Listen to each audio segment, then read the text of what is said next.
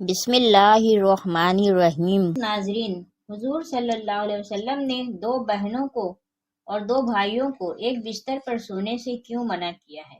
آج کی اس ویڈیو میں ہم اس پر تفصیل سے بات کریں گے کہ حضور صلی اللہ علیہ وسلم نے دو بہنوں یا دو بھائیوں کو ایک بستر پر سونے سے کیوں منع کیا، اور ساتھ ہی ساتھ سونے کے آداب بھی بیان کریں گے، تو لہٰذا ویڈیو کو آخر تک ضرور دیکھیے گا۔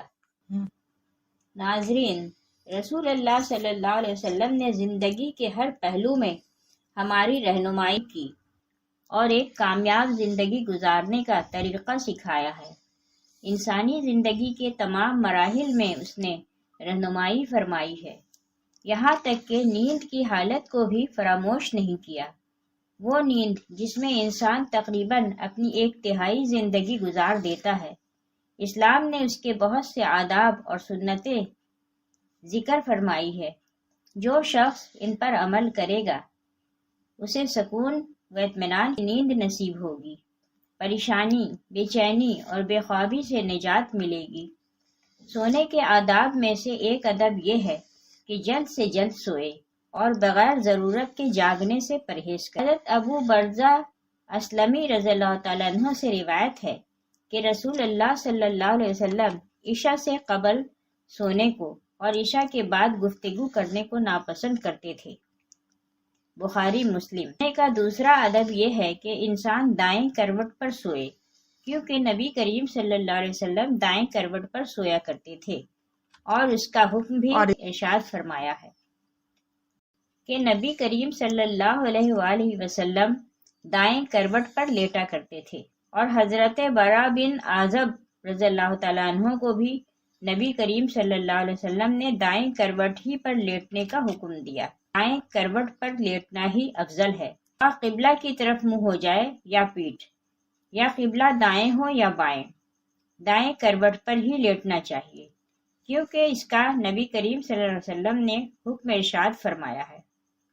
تیسرا ادب یہ ہے کہ انسان لیٹتے وقت دائیں ہاتھ کو دائیں رخسار کے نیچے رکھے۔ ابو ہریرہ رضی اللہ تعالیٰ عنہ سے روایت کرتے ہیں کہ انہوں نے بیان کیا کہ حضور صلی اللہ علیہ وآلہ وسلم نے فرمایا کہ جب تم میں سے کوئی شخص اپنے بستر پر جائے تو اپنا بستر جھاڑے، اس لیے کہ وہ نہیں جانتا ہے کہ کیا چیز اس کے پیچھے اس میں داخل ہو گئی ہے۔ سونے سے پہلے ہاتھ اور منہ میں گوشت یا چربی وغیرہ کا اثر یا مہک ہو تو اس کو دھو لینا چاہیے۔ رسول اللہ صلی اللہ علیہ وسلم نے فرمایا، جس کے ہاتھ میں گوشت یا چربی کی مہک یا اس کا اثر موجود ہو اور اسے دھوئے بغیر سو گیا، پھر اسے کوئی مصیبت پہنچی تو وہ اپنے آپ کو ملامت کرے۔ سونے سے قبل کھانے پینے کے برتنوں کو ڈھانپنا چاہیے۔ سونے سے قبل کھانے پینے کے برتنوں کو بسم اللہ کہہ کر ڈھانک دیں۔ اگر کوئی چیز نہ ملے تو کم سے کم ایک لکڑی ہی صحیح بسم اللہ کہہ کر ان پر رکھ دیں، اس لیے کہ شیطان بند دروازوں کو اور ڈھکے ہوئے برتنوں کو نہیں کھولتا۔ سونے سے پہلے آگ اور چراغ بجھا دیں۔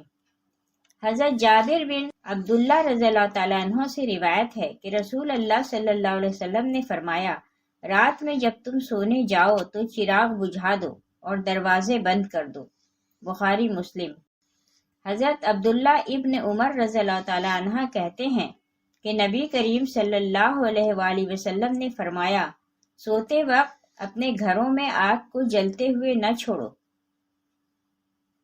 ایک روایت میں ہے کہ چراغ بجھا دو، کیونکہ بسا اوقات چوہا چراغ کی بتی کو بھڑکا کر گھر والوں کو جلا ڈالتا ہے۔ بخاری۔ ایسی چھت پر سونا منع ہے جس کے اطراف کوئی آڑ نہ ہو جو گرنے پڑنے سے روک سکے۔ رسول اللہ صلی اللہ علیہ وسلم نے فرمایا، جو شخص ایسی چھت پر سوئے جس کے اطراف کوئی آڑ کھمبی نہ ہو اور وہ اوپر سے گر کر مر جائے یا اسے کوئی نقصان پہنچے تو وہ اللہ کی ذمہ داری سے بری ہے۔ اب ہم اپنی موضوع کی طرف آتے ہیں کہ حضور صلی اللہ علیہ وسلم نے دو بھائیوں یا بہنوں کو ایک بستر پر سونے سے کیوں منع کیا ہے۔ ناظرین، اسلام انتہائی صاف ستھرا اور پاکیزہ دین ہے۔ اس کے احکامات انتہائی عمدہ، تقوی، خوف باری تعالیٰ اور پاکیزگی پر مبنی ہیں۔ اسلام جہاں ظاہری گندگی سے بچنے کی تلقین کرتا ہے، اس کے ساتھ ساتھ ایسے انتظامات مسلم معاشرے کو دیتا ہے جس سے ہر فرد کی روحانی تربیت بھی ہوتی ہے۔ اسلام نے والدین کے لیے جہاں انہیں خود گناہ کے کاموں سے بچنے کی تلقین کی ہے، وہاں پر ان کے بچوں کے لیے بھی احکامات صادر فرمائے ہیں۔ حضرت عبداللہ بن عمر رضی اللہ تعالی عنہ بیان کرتے ہیں کہ نبی صلی اللہ علیہ وآلہ وسلم نے ارشاد فرمایا، جب تمہارے بچے 7 سال کے ہو جائیں تو انہیں نماز پڑھنے کا حکم دیں، اور جب 10 سال کے ہو جائیں تو انہیں نماز نہ پڑھنے پر ماریں اور ان کے بستروں کو الگ کر دیں جب 10 سال کے ہو جائیں۔ علامہ محمود محمد رحمۃ اللہ علیہ ابو داؤد کی شرح میں لکھتے ہیں کہ ان کے بستر جدا جدا کر دو کا مطلب یہ ہے کہ ان کے سونے کی جگہیں الگ الگ بناؤ۔ اس لیے جب وہ 10 سال کو پہنچتے ہیں تو بلوغت کی ادنی حد تک قریب ہو جاتے ہیں، ان کی شہوت زیادہ ہو جاتی ہے اور ان پر فساد و خرابی کا ڈر ہوتا ہے۔ یہ اس بات پر دلالت ہے کہ ولی پر واجب ہے کہ وہ بچوں کے درمیان سونے کی جگہوں میں تفریق ڈال دے، اگرچہ وہ بھائی ہی کیوں نہ ہوں۔ جب وہ 10 سال کی عمر کو پہنچ جائیں، حضور صلی اللہ علیہ وسلم نے بچوں کو علیحدہ بستروں پر سلانے کا جو حکم آج سے 1400 سال پہلے دیا، آج کی ترقی یافتہ میڈیکل سائنس اور جنسیات کے ماہرین نہ صرف ان کو تسلیم کرتے ہیں بلکہ ان پر زور دیتے ہیں، اس کے فوائد گنواتے ہیں اور اس سے لاپرواہی برتنے پر برے انجام سے ڈراتے ہیں۔ کتاب اپنے بچوں کو جنسیات سے آگاہ رکھو کو انجمن معائنہ اطفال امریکہ نے تیار کیا ہے۔ ضروری ہے کہ بچوں کو ایک بستر پر نہ سونے دیا جائے، اور بہتر تو یہ ہے کہ انہیں ایک کمرے میں بھی نہ سلایا جائے، کیونکہ جو بچے متواتر ایک بستر پر سوتے ہیں ان کے اندر رگڑ، مشت زنی اور جسمانی ملاپ کا مرض رونما ہوتا ہے، اور رفتہ رفتہ یہ بچے جنسی کھیل کھیلنے لگتے ہیں۔ سونے کے کمرے میں ماں باپ کے ساتھ ساتھ بچوں کا سونا بھی کسی صورت حکمت اور دانائی سے خالی نہیں ہے، کیونکہ بچے بظاہر سوئے ہوئے نظر آتے ہیں لیکن حقیقت میں وہ جاگتے ہوتے ہیں۔ 2-3 سال کے بچوں کا بھی عام طور پر یہی حال ہے۔ ایسے بچے اپنے ماں باپ کو جنسی ملاپ کی حالت میں بیدار ہوتے ہی دیکھ کر ڈر جاتے ہیں، اور اکثر ان کا برا حال ہوتا ہے۔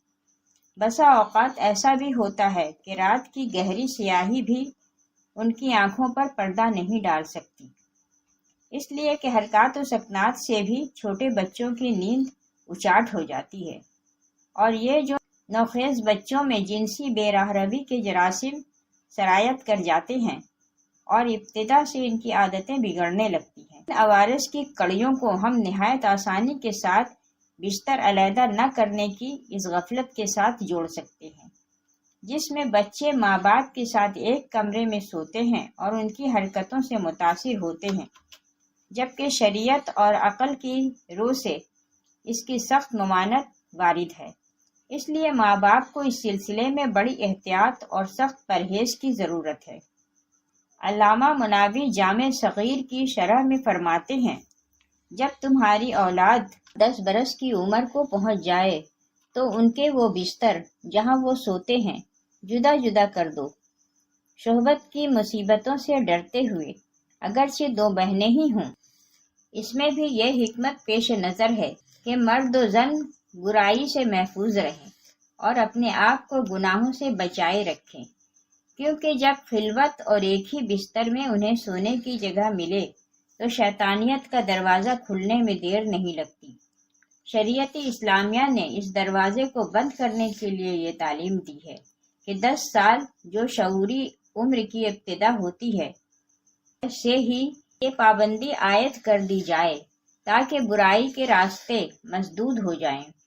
اس لیے ہمیں اس بات کی طرف خصوصی توجہ دینی چاہیے اور اپنے بچوں کو اسلامی تعلیمات سے ہمکنار کرنے کے لیے پوری محنت اور تگ و دو سے کام لینا چاہیے۔